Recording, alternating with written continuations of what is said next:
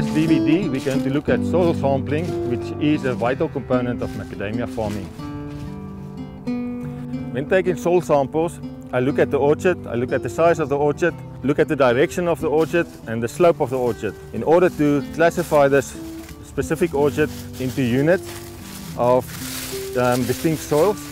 This specific orchard consists of 2 homogeneous soil units. In other words, I'll take 2 representative soil samples in this orchard.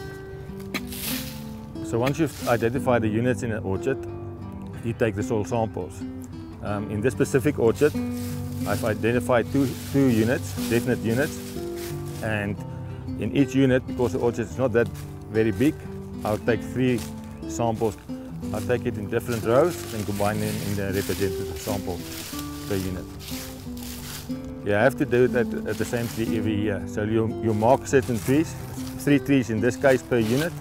You mark that tree and you take every year from now on the same trees in order to evaluate that tree and monitor if the fertilizers are working or not.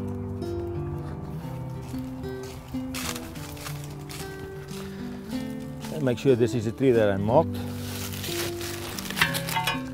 I'm going to take my soil sample here next to the dripper and under the drip line of the tree. I clean the surface of the soil from leaves and all dirty material before I take the soil sample.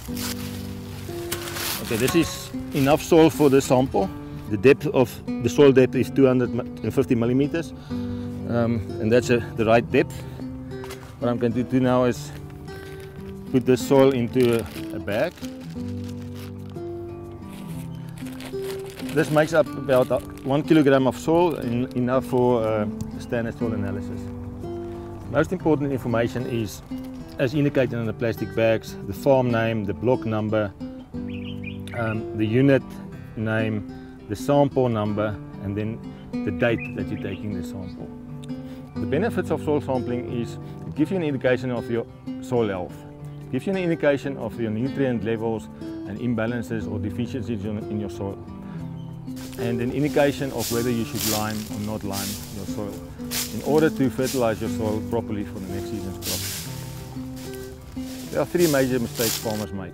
The first one is they don't take samples at all. The second one is they take it at the wrong time of the year. And the third one is they don't take it at the same tree every year for evaluation and monitoring purposes.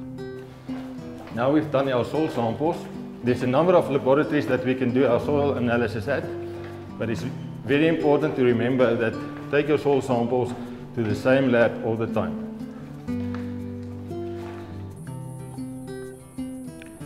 Take soil samples annually in August. Soil samples should be taken at depth between 250 millimeters and 300 millimeters. Remember to mark your sampling trees so you can come back to the same places each year. Label your sample clearly. Take your sample to the same lab each time.